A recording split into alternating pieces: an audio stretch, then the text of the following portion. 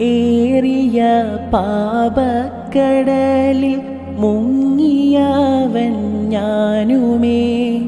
ഏറെ ശറഫിൽ അങ്ങിൻ കനിവിൽ തീരവുമണയുമേ. എങ്കിലും ഈ ഭൂവിൽ ഞാനും ഏകനായി കഴിയുമേ.